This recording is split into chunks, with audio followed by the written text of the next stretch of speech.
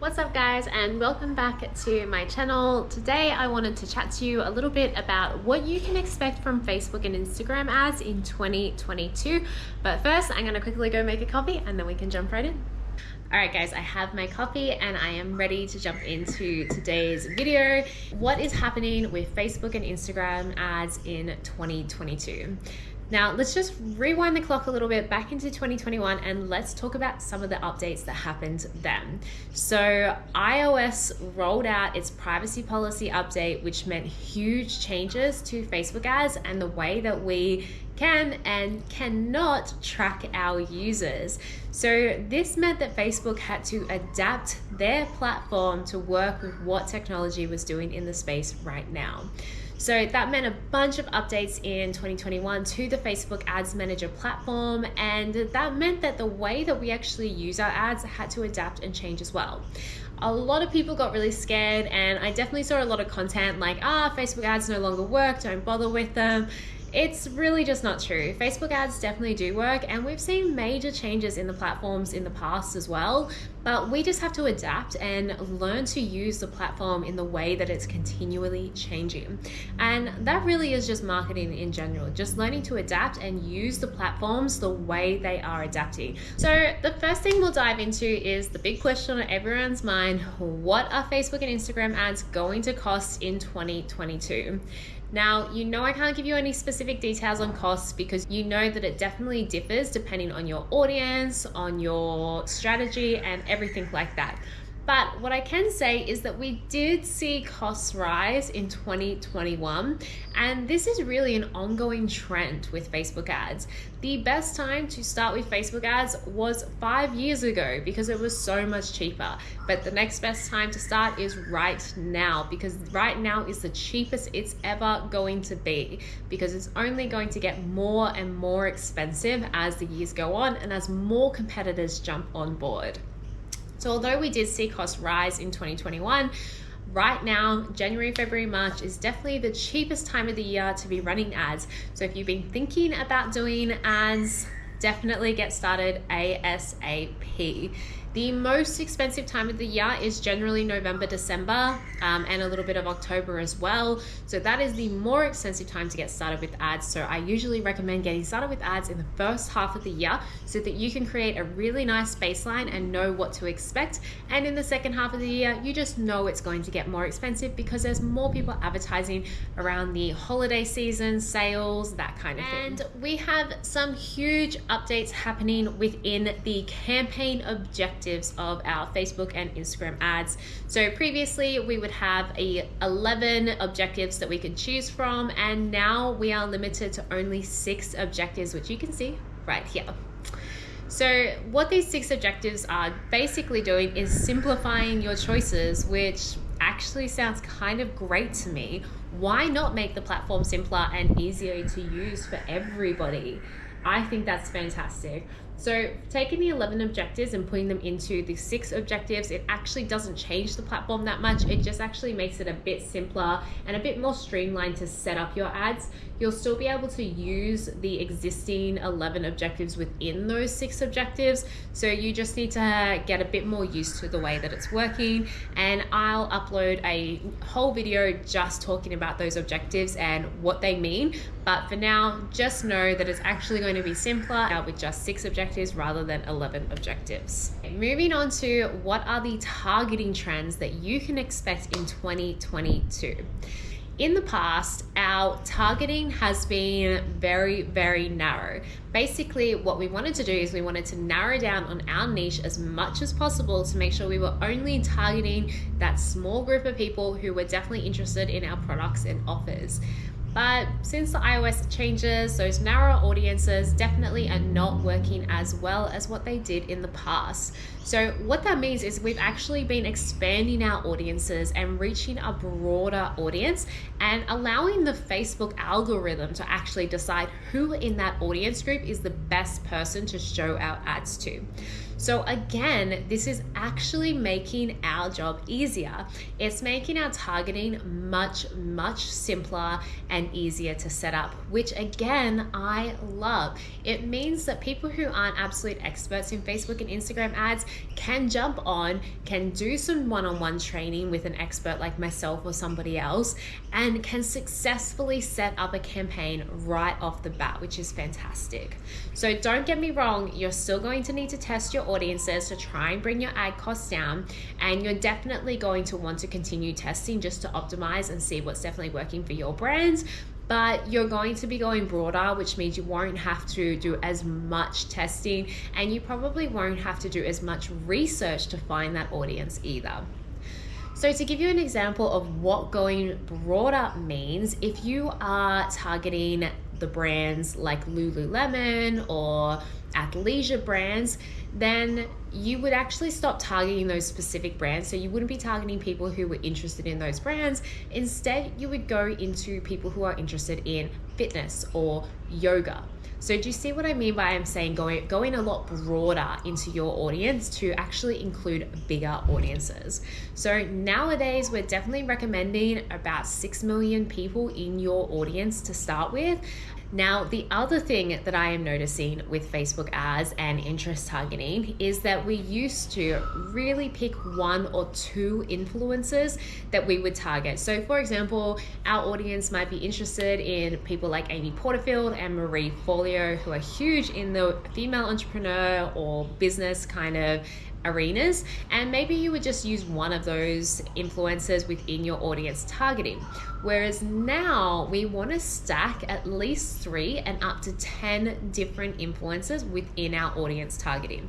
So we might have one ad set that is targeting things like female entrepreneur or freelancer, and then we'll be testing that against a separate ad set that is targeting those influencers like Amy Porterfield, like Marie Forleo, like Jenna Kutcher, whoever you can find that actually come up in there. The most annoying thing about using influencers as a part of your targeting strategy is that they don't always appear in the targeting options. So Marie Forleo and Amy Porterfield definitely do appear. I know that because I've used them in the past. However, someone like Jenna Kutcher, who has a huge audience of millions and millions of people, actually doesn't come up in the targeting options, which is really frustrating. All right, let's move on to the creative trends and what we can expect to work for creatives in 2022. As usual, your creative, your image is still the most important part of your ad. So this is not going to change, and I really don't see this changing in the foreseeable future. When you're scrolling on Instagram or on Facebook, the thing that makes you stop scrolling is the image or the video that comes up within your news feed. So we definitely want to make sure we're putting most of our effort into that creative and really stopping the scroll. So how are we going to do that? Straight away, like I mentioned before, Instagram is moving to a video first platform. That means you should be using video within your ad creatives. I absolutely cannot emphasize this so much. I really want you to be testing a video creative as well as a static image.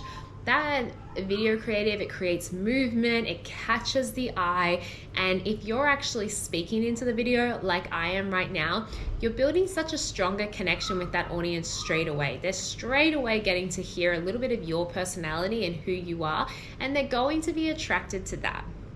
Now, what types of videos are actually working? Well, less produced videos tend to work a lot better. I found that a lot in 2021, and I think that's going to continue in 2022, especially with Reels and TikToks being so popular. They're quick things that are, 30 seconds long, and they're just really entertaining. I think those types of videos are definitely what people want to see, and that's what's going to work best to stop the scroll. So anything that's selfie style or TikTok style, definitely try use some of those within your ad creatives. Now, I also recommend testing static images because we don't ever want to just rely on one single ad and expect that one single ad to work. We definitely need to be testing and finding out what our audience is interested in. Now, I recommend always adding text to your images, whether you're posting a beautiful image of yourself with text over the top, or a graphic with text over the top, or even just a plain background with text over the top. I definitely recommend having text on your images. You're no longer limited to that 20% text rule that Facebook used to have with their ads. You can have as much text as you want. So make sure that you're calling out to your audience in that text. Make sure you're speaking to them directly and you have a call to action on your image. Here's an example of a text image ad that has worked really well for me in the past. And as you can see, I am directly calling out to my audience. I'm telling them what they're going to get, and I have a call to action in this one. So see how you can play around with adding text to your images rather than just having a straight image. I also recommend testing GIFs. They really do catch the eye, and you can make them funny and humorous, and that's going to stop the scroll and that's going to grab people's attention. But again, you need to make sure you have a really strong call to action if you're going to use a GIF, because some people might just stop and they might double click and like that GIF because it's funny, because it attracted their attention, but they're not really interested in what you have to say. The other big change that we notice with the ad creatives is that Facebook really is choosing just a few of the images or videos to show, and if you add more than 4 ad creatives into any one audience, they're just not going to get shown. They're not going to get the reach and the impressions to actually see whether or not they're working. So I definitely recommend having a maximum of 4 ad creatives per ad set or per audience targeting to make sure that they're all getting a chance to be shown, rather than uploading 6 or 7 or 8 and half of them just not getting any budget towards them at all, and you don't even know whether they're working. If you want to test more than 4, I recommend turning on 4, leaving them for a few weeks and seeing how they perform, then uploading a couple more ads and turning off the ones that aren't performing as well, and trying to get Facebook to push those other new ones through. But don't have more than 4 ads turned on at any one time. That the Facebook Ads Manager platform is veering towards a simplified version of itself. We are simplifying the campaign objectives, we're simplifying the targeting, and we're simplifying the number of ads and ad creatives that we can use within any one ad set. So this is fantastic, because anything that's going to make our jobs more simple and easier to function is great. So I actually really like all the changes that Facebook ads are moving towards, because I think it's becoming a platform that you can get started on as someone who's just been introduced to Facebook ads. So in the past, you might have tried top of the funnel, middle of the funnel, or bottom of the funnel campaigns, but you really don't need to have that many campaigns anymore. You don't want to have 18 funnels with all these different ads and people leading through it, because it's just not going to work as well anymore, especially with our targeting being so simplified nowadays, and the fact that we actually can't track all of our users anymore, then that's definitely making it harder to have so many complex campaigns. Moving forward, I recommend having a top of the funnel campaign. So this is something where you're targeting a cold audience and you're just bringing awareness to your brand. So this might be something like a lead generation campaign or an engagement campaign. Then I would recommend combining your middle of the funnel and bottom of the funnel campaigns and seeing how that works for you.